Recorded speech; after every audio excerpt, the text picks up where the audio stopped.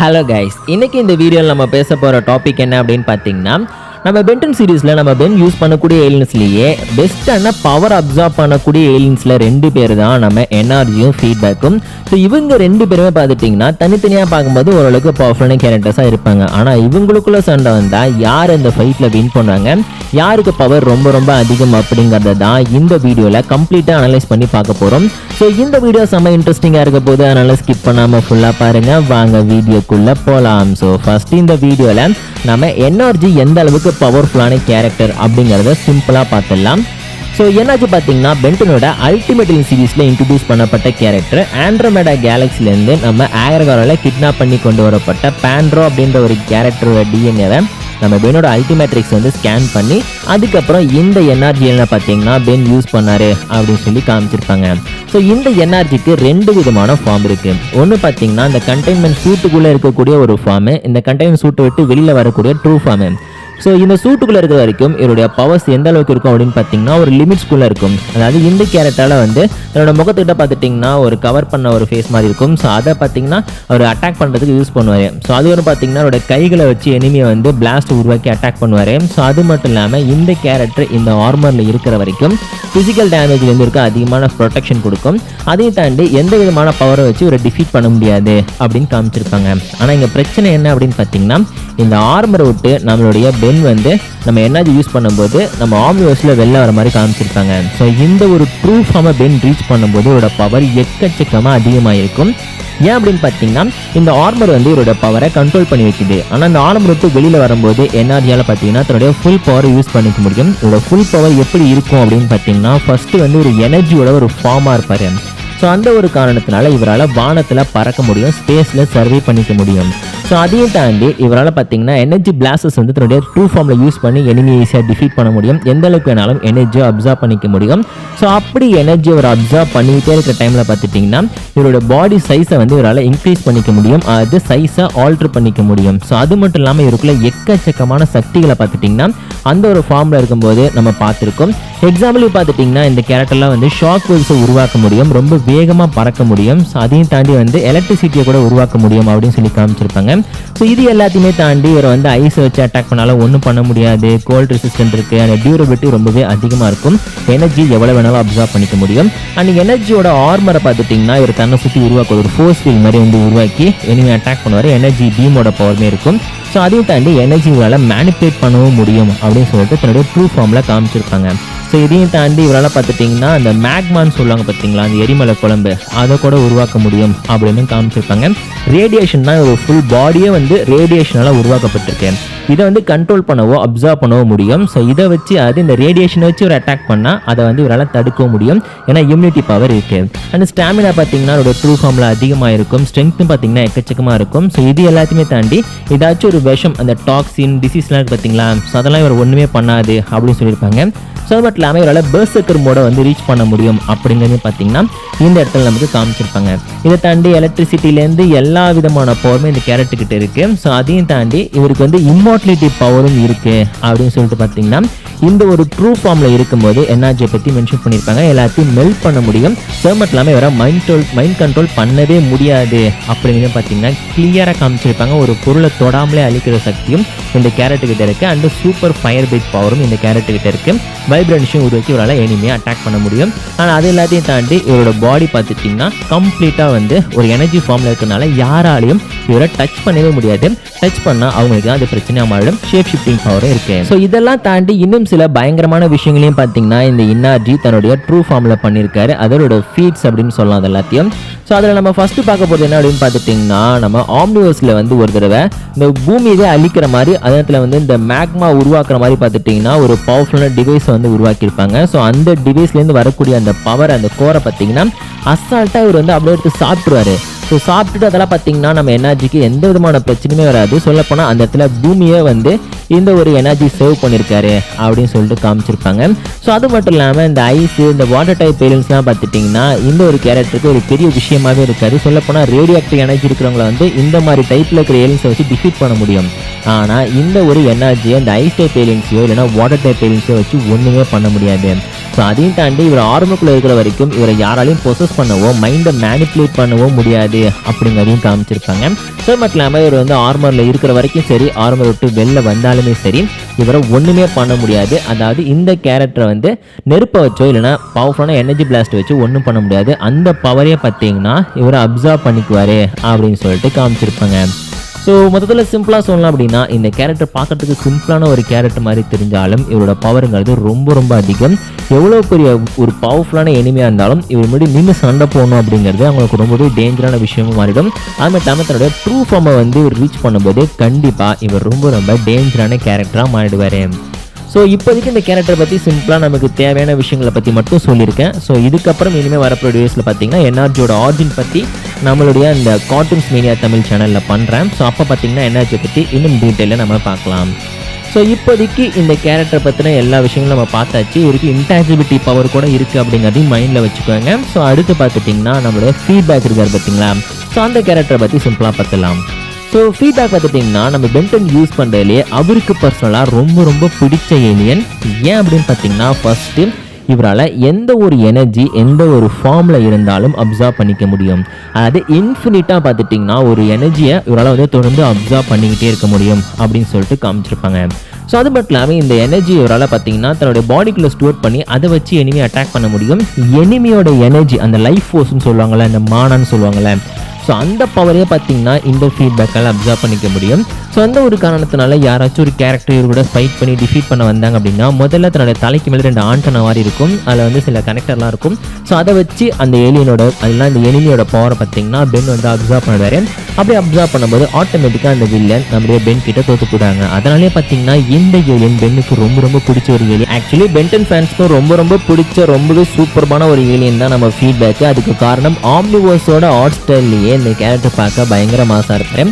ஒருவேளை இந்த கேரக்டர் மட்டும் இன்னுமே டிஃப்ரெண்ட்டாக வந்து நம்ம கிளாசிக் டிசைனில் கொண்டு வந்திருந்தாங்க அப்படின்னா இன்னுமே பென்டன் ஃபேன்ஸ் எல்லாருக்கும் ரொம்ப ரொம்ப பிடிச்சதுன்னா இந்த ஃபீட்பேக் மாறி இருப்பாரு. ஸோ இப்போதைக்கு இந்த கேரக்டரோட ஒரு இன்ட்ரோ மட்டும் தான் பார்த்துருக்கோம். இவரோட பவர்ஸை லிஸ்ட்டு போகிறது ரொம்ப கஷ்டங்க. ஏன்னா என்ஆர்ஜியோட கம்பேர் பண்ணும்போது இவருக்கு எக்கச்சக்கமான பவர்ஸை கொடுத்து வச்சுருக்காங்க. அதனால் வந்து சில குறிப்பிட்ட பவர்ஸை மட்டும் நான் இங்கே சொல்லிடுறேன். அதை வச்சு இதில் யார் வின் பண்ணுவாங்க அப்படின்னு சொல்லிட்டு நீங்களே ஒரு முடிவுக்கு வந்துட்டே இருங்க. ஸோ இப்போ வந்து நம்ம ஸ்டார்ட் பண்ணலாம் இவரோட பவர்ஸை பற்றி. ஃபர்ஸ்ட் இவருடைய முக்கியமான பவர் என்ன அப்படின்னு பார்த்துட்டிங்கன்னா ஆக்ரோபாட்டிக் ஸ்கில் இருக்குது. அது மற்ற ஏலியன்ஸோட கம்பேர் பண்ணும்போது இவர் ரொம்பவே ஸ்பீடாக அஜைலாக இருக்கக்கூடிய ஒரு கேரக்டர் அப்படிங்கிறனால ரொம்ப ஸ்பீடாக எனிமையை தாக்கிறதுக்கு பார்த்தீங்கன்னா இவர் பாடி வந்து டிசைன் பண்ணியிருப்பாங்க. அதனால் மற்றவங்கள மாதிரி வந்து டேரெக்டாக போய் அட்டாக் பண்ணுறத டக்குன்னு சொல்லிட்டு ரிஃப்ளெக்ஸ் கொஞ்சம் அட்வான்ஸாக இருக்கிறதுனால ஒரு எனிமி எங்கே அட்டாக் பண்ணுவான், எப்படி வந்து ரியாக்ட் பண்ணுவான், எப்படி அவனோட பவரை கண்ட்ரோல் பண்ணுறதுன்னு சொல்லிட்டு எல்லாத்தையும் டக்குன்னு யோசிப்பார். அந்தளவுக்கு பிரில்லியண்டான இன்டெலிஜென்ஸான ஒரு ஏலியன்.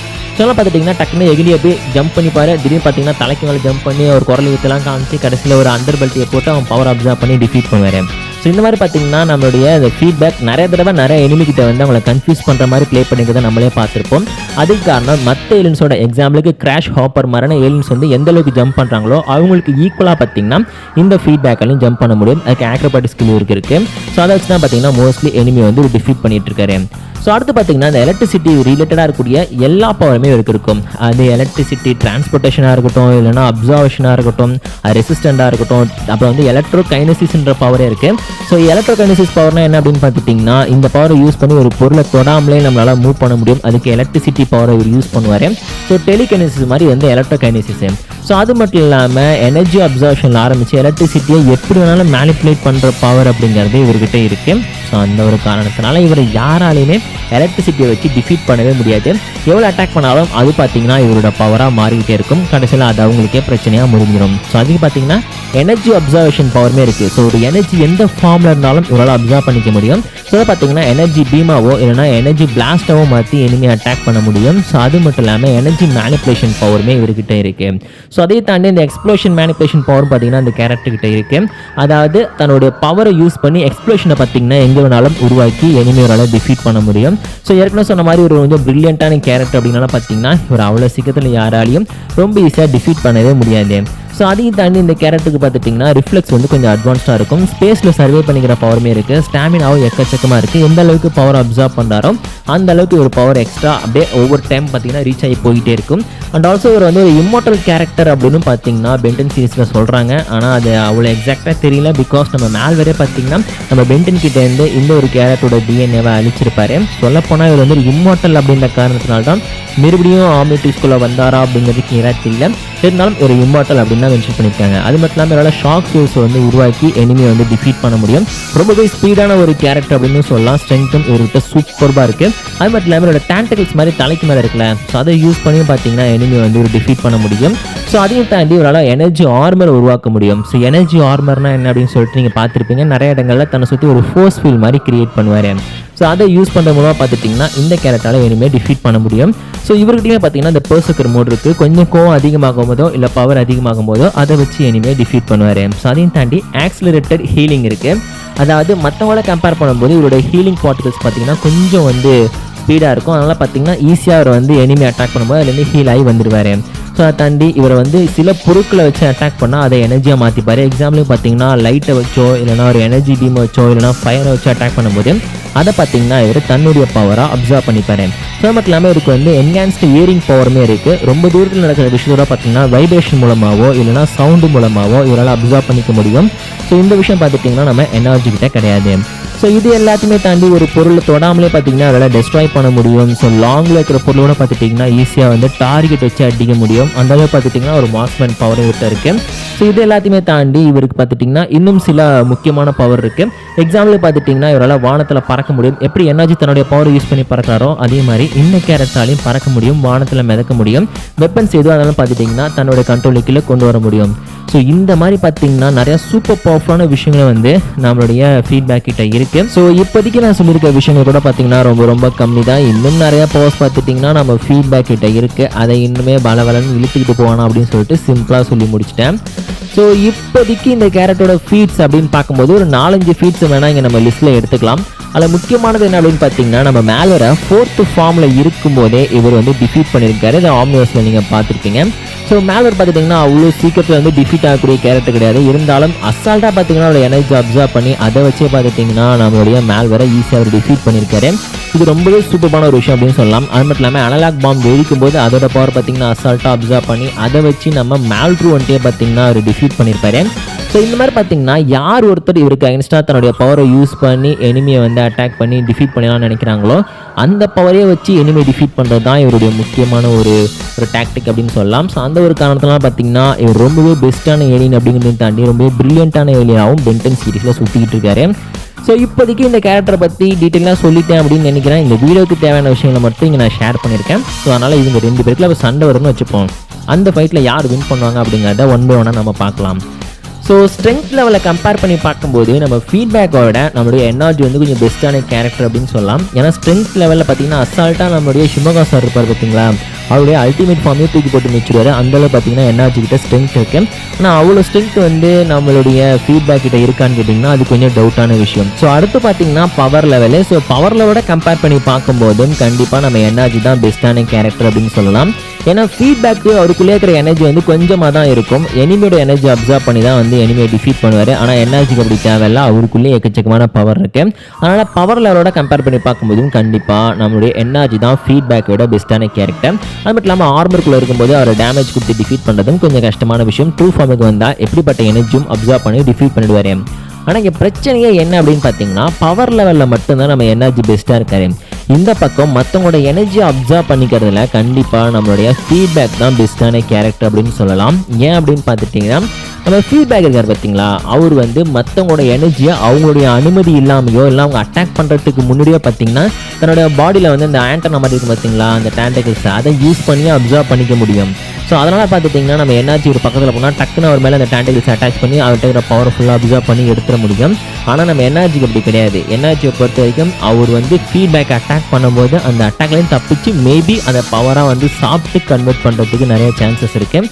ஆனால் ஃபைட் அப்படின்னு வரும்போது கண்டிப்பாக நம்ம எனர்ஜியோட கம்பேர் பண்ணும்போது நம்ம ஃபீட்பேக் தான் வந்து ரொம்பவே பவர்ஃபுல்லான ஒரு கேரக்டர் இருப்பார். அவர் தான் டாமினேட் பண்ணுவார் அப்படின்னு சொல்லலாம். ஸோ அதனால் இந்த ஒரு ஃபைட்டில் கண்டிப்பாக நம்ம ஃபீட்பேக் தான் வின் பண்ணுறதுக்கு ஒரு 90% சான்ஸ் இருக்குது. அது பவர்ஃபுல்லான கேரக்டர் யாருன்னு சொல்லிட்டா பேஸ் ஃபார்மில் கண்டிப்பாக நம்ம எனர்ஜி தான் பவர்ஃபுல். ஆனால் ஃபைட்டுன்னு வரும்போது கண்டிப்பாக நம்ம ஃபீட்பேக் தான் அதிகமான அட்வான்டேஜ் இருக்கும். அவர் தான் கண்டிப்பாக இந்த வீடியோட வின்னராகவும் இருப்பார். ஸோ இந்த வீடியோவில் வந்து நம்ம ஃபீட்பேக் தான் வந்து ஜெயிப்பார்னு சொன்னனால நான் ஃபீட்பேக்கோட ஃபேன் அப்படின்னு நினச்சாருங்க. ஆக்சுவலி எனக்கு எனர்ஜியும் ரொம்பவே பிடிக்கும். பட் இருந்தாலும் ஃபேக்ட் அப்படின்னு பார்க்கும்போது பவர் லெவலோட வந்து ஃபைட்டில் யார் வின் பண்ணுவாங்கன்னா அது கண்டிப்பாக ஃபீட்பேக் தான். ஸோ இந்த வீடியோ பிடிச்சிருக்கும் நினைக்கிறேன். பிடிச்சினா மறக்காம லைக் கொடுத்துருங்க. இந்த மாதிரி இன்ட்ரெஸ்டிங்கான பென்டன் அண்ட் மாரல் டிசி பற்றின கண்டென்ட்ஸ்லாம் நம்ம சேனல் நிறையா அதில் அப்லோட் பண்ணிட்டு இருக்கோம். அதுக்கான லிங்க்லாம் வந்து டிஸ்கிரிப்ஷனில் கொடுத்துருக்கேன். அண்ட் நம்மளுடைய கார்ட்டூன்ஸ் மணியா தமிழ் சேனலில் மறக்காம சப்ஸ்கிரைப் பண்ணிங்க. இன்னும் இன்ட்ரெஸ்டிங்கான நிறைய வீடியோஸ்லாம் அந்த சேனலே வரும். பென்டன் பற்றியும் அந்த வீடியோவில் அந்த சேனலில் பண்ணிட்டு இருக்கோம். அதெல்லாம் பார்த்தீங்கன்னா அந்த சேனலை மறக்காம சப்ஸ்கிரைப் பண்ணிக்கோங்க. அண்ட் தேங்க்ஸ் ஃபார் வாட்சிங் திஸ் வீடியோ. இது மாதிரி சூப்பரான இன்னொரு வீடியோவில் நான் உங்களை மீட் பண்ணுறேன்.